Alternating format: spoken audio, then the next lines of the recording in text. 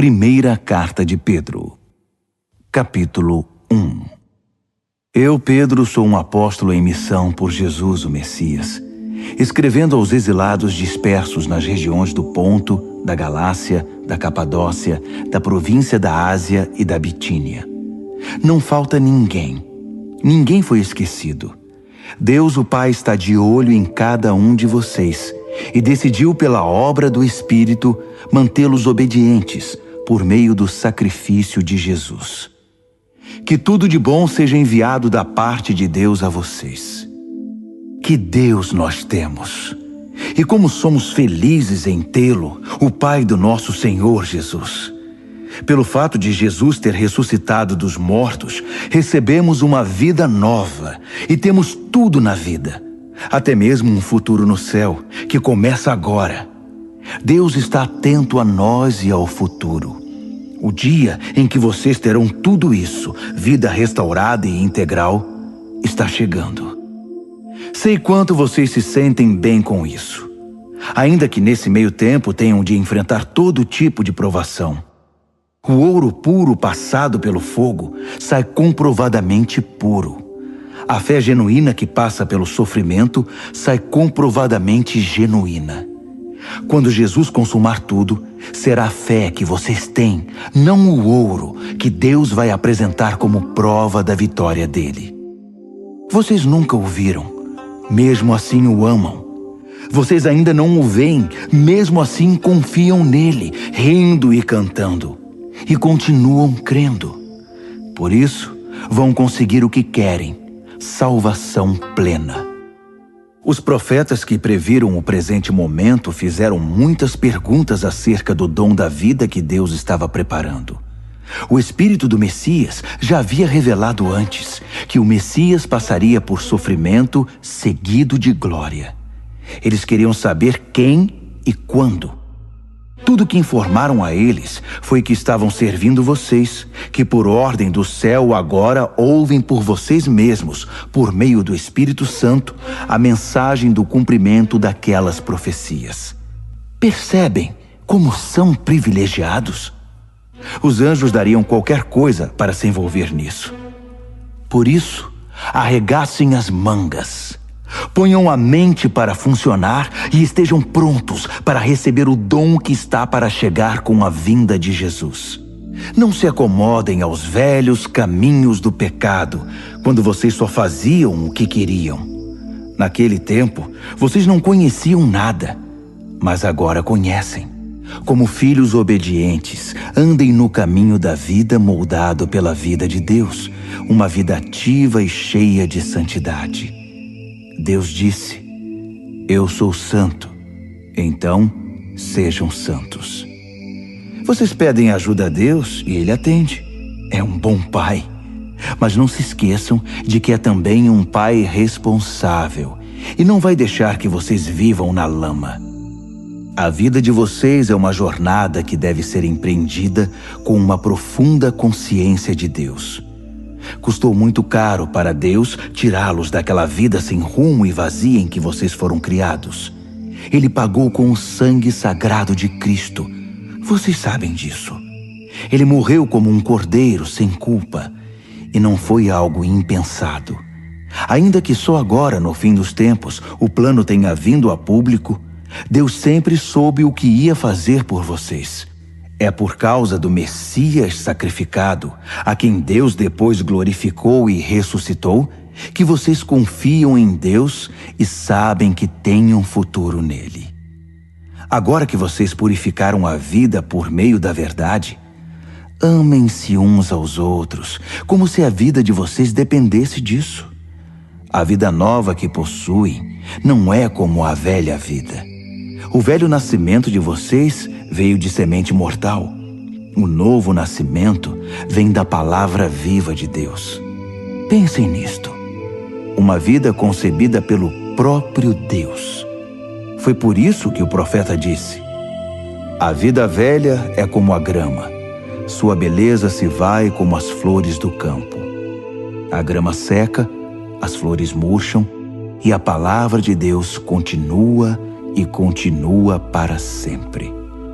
Essa é a palavra que concebeu a nova vida em vocês. 1 de Pedro, capítulo 2. Por isso, limpem a casa. Tratem de varrer tudo que é malícia, fingimento, inveja e comentários maldosos. Vocês já provaram de Deus. Agora, como bebês de colo, bebam a pura bondade de Deus e assim crescerão maduros e completos em Deus. Bem-vindos à pedra viva, a fonte da vida. Os pedreiros olharam para ela e a desprezaram, mas Deus lhe deu um lugar de honra. Apresentem-se como pedras para a construção de um santuário cheio de vida, em que servirão como sacerdotes, oferecendo a Deus vidas aprovadas por Cristo.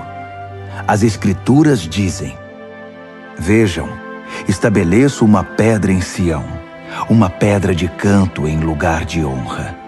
Quem tem essa pedra como base nunca irá se arrepender. Para quem confia nele, ele é a pedra de que podemos nos orgulhar. Mas para aqueles que se recusam a confiar nele, a pedra que os pedreiros rejeitaram é agora a principal pedra de fundação. Para quem não confia, ela é uma pedra de tropeço, uma rocha bloqueando o caminho.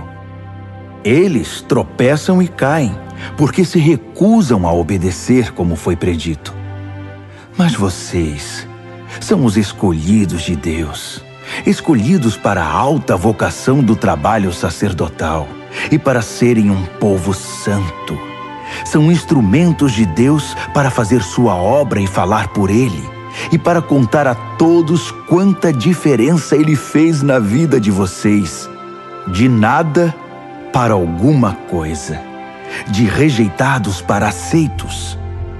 Amigos, este mundo não é a casa de vocês. Por isso não se sintam à vontade nele.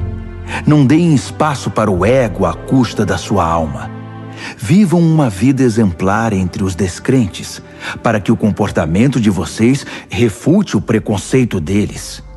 Então, eles serão conquistados para o lado de Deus e estarão lá para participar da festa quando Ele vier. Deixem o Senhor orgulhoso de vocês, sendo bons cidadãos.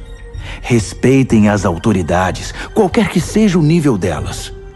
Elas são emissárias de Deus, responsáveis por manter a ordem. É a vontade de Deus que, ao fazer o bem, vocês possam curar a ignorância dos tolos, que o consideram um perigo para a sociedade. Usem da sua liberdade para servir a Deus, não para quebrar as regras. Tratem todos com dignidade. Amem sua família espiritual. Temam a Deus. Respeitem o governo. Sejam bons empregados para o patrão, não apenas para os bons patrões, mas também para os maus. O que importa é que suportem tudo por causa de Deus, quando forem maltratados sem razão. Não há nenhum mérito em receber castigo quando vocês o merecem, mas se forem maltratados por terem bom comportamento, mesmo que sejam bons empregados, é isso que vale para Deus. Foi para esse tipo de vida que vocês foram convidados, o mesmo que Cristo viveu. Ele sofreu e aceitou toda espécie de sofrimento para que vocês soubessem que esta vida era possível e aprendessem a vivê-la passo a passo. Ele nunca fez nada errado, nem disse qualquer coisa incorreta. Ele foi xingado com tudo que é nome, mas não reagiu. Sofreu em silêncio, contente em deixar Deus acertar as coisas. Ele usou seu corpo de servo para carregar nossos pecados até a cruz e nos livrar do pecado, nos deixar livres para viver o caminho certo. Os ferimentos dele são a cura de vocês.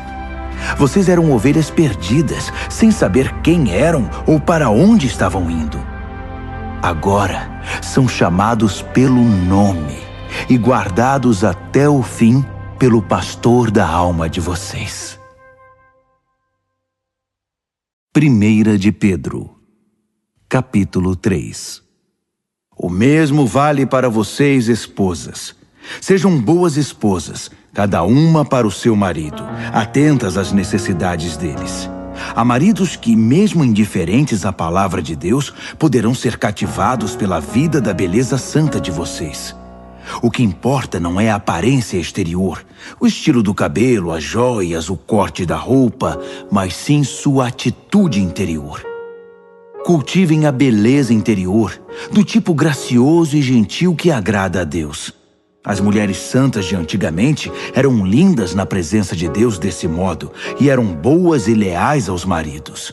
Sara, por exemplo, tratava Abraão como meu querido marido. Vocês serão verdadeiras filhas de Sara se fizerem o mesmo, sem ansiedade e sem acanhamento. O mesmo vale para vocês, maridos. Sejam bons maridos, cada um para a sua esposa. Não deixem de honrá-las, nem de se alegrar com elas. Sendo mulheres, elas não têm alguns dos privilégios de vocês. Mas na nova vida, sob a graça de Deus, vocês são iguais. Portanto, tratem a esposa iguais a vocês, para que suas orações não sejam daquelas que nem passam do teto. Resumindo, sejam agradáveis, simpáticos, amáveis, compassivos, humildes. Isso vale para todos, sem exceção. Nada de retaliação, nada de língua afiada para o sarcasmo. Em vez disso, abençoem, que é a obrigação de vocês. Assim serão uma bênção e também receberão bênçãos. Quem quer abraçar a vida e ver dias cheios de bem, eis o que tem de fazer. Não diga nada maldoso ou capaz de ferir. Despreze o mal e cultive o bem. Persiga a paz com todo empenho. Deus aprova tudo isso, ouvindo e respondendo bem ao que é pedido. Mas volta as costas para os que fazem o mal. Se vocês fazem o bem com o coração e a alma, quem os impedirá? Ainda que sofram por causa disso, é o melhor para vocês. Não deem uma segunda chance à oposição. Em condições favoráveis ou desfavoráveis, mantenham um coração atento em adoração a Cristo, Senhor de vocês. Estejam prontos para falar e explicar a qualquer um que perguntar por que vocês adotaram esse estilo de vida, sempre com a maior gentileza. Tenham uma consciência tranquila na presença de Deus, de modo que quando as pessoas jogarem lama em vocês, não consigam sujá-los. Seus inimigos vão acabar percebendo que eles é que precisam de um banho. É melhor sofrer por fazer o bem, se é isso que Deus quer, que ser punido por fazer o mal.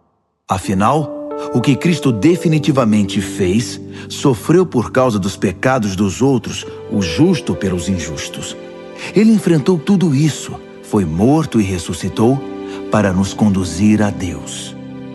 Ele proclamou a salvação de Deus às gerações anteriores que estavam na prisão por não terem escutado.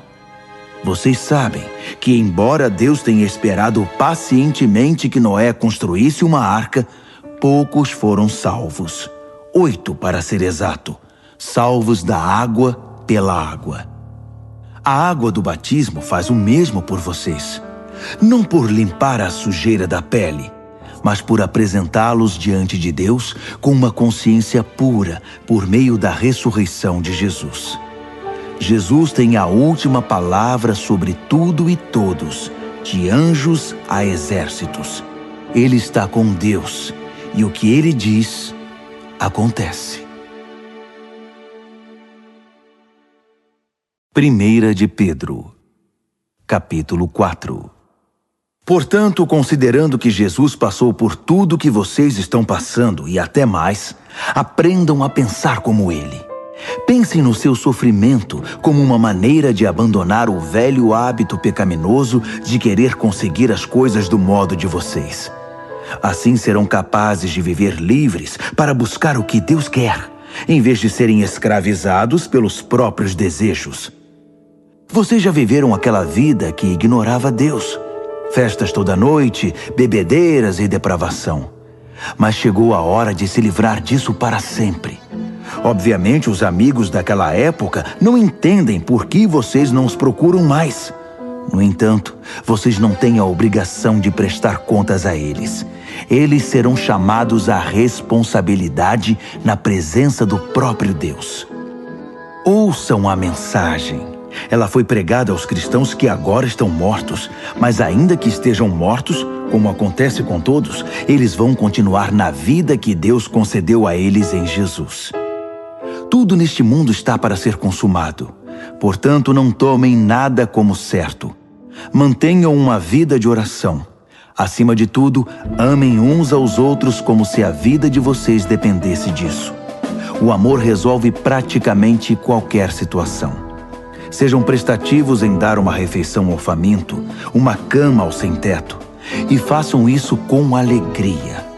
Sejam generosos com os dons que Deus concedeu a vocês e permitam que todos participem deles. Se palavras, que sejam palavras de Deus. Se ajuda, que seja uma ajuda sincera da parte de Deus. Assim, a brilhante presença de Deus se tornará evidente em tudo por meio de Jesus, e ele receberá todo o crédito, na condição de quem é poderoso em tudo, para sempre, até o fim dos tempos. Amém. Amigos, quando a vida ficar realmente difícil, não pensem que Deus não está no comando. Em vez disso, alegrem-se, pois vocês estão passando pelo mesmo que Cristo passou. É um processo de refinamento espiritual e a glória está chegando. Se vocês sofrem abusos por causa de Cristo, considerem-se felizes. É o Espírito de Deus e sua glória em vocês que serão vistos pelos outros. Se eles os perseguem porque vocês quebraram a lei ou perturbaram a paz, é outra questão. Mas se é porque vocês são cristãos, não pensem duas vezes. Sejam orgulhosos da condição distinta refletida nesse nome. Chegou a hora do julgamento, e ele começará pela própria família de Deus. Somos os primeiros da fila. Se começa conosco, imaginem como será para aqueles que rejeitam a mensagem de Deus. Se os bons quase não resistem, o que está reservado para os maus? Então, se vocês acham que a vida está difícil porque estão fazendo o que Deus mandou, fiquem tranquilos, confiem nele. Ele sabe e sempre saberá o que está fazendo.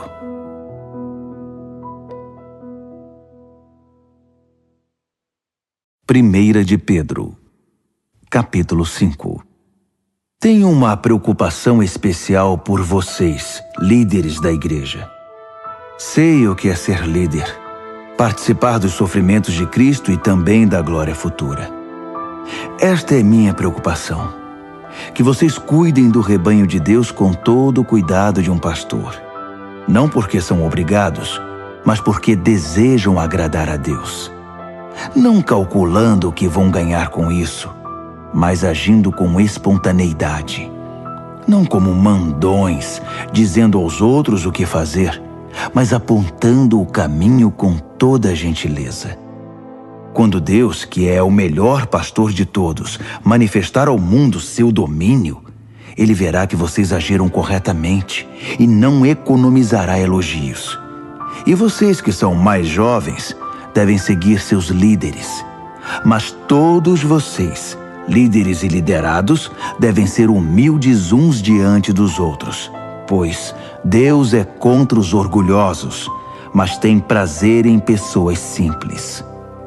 Portanto, contentem-se com o que são e não empinem o nariz. A mão de Deus é forte e está sobre vocês.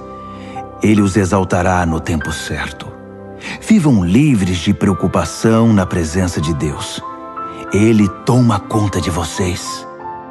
Tenham uma mente tranquila, mas estejam sempre atentos. O diabo está querendo atacar e não quer outra coisa senão apanhar vocês desprevenidos. Não baixem a guarda. Vocês não são os únicos a enfrentar momentos difíceis. Acontece o mesmo com muitos cristãos ao redor do mundo. Por isso, fiquem firmes na fé. O sofrimento não vai durar para sempre. Não na presença de um Deus generoso, que tem grandes planos para nós em Cristo, planos eternos e gloriosos. Ele vai conservá-los unidos e firmes para sempre. Deus tem a última palavra. Sim, Ele a tem. Envio esta breve carta a vocês por meio de Silas, um irmão muito confiável. Tenho a maior consideração por ele. Escrevi do modo mais claro e veemente que pude. Essa é a verdade generosa de Deus. Recebam-na de braços abertos. A igreja no exílio aqui comigo, mas nem por um momento esquecida por Deus, quer ser lembrada por vocês. Marcos, que é como um filho para mim, envia saudações. Abracem todos aí. A paz seja com vocês, a todos os que andam nos caminhos de Cristo.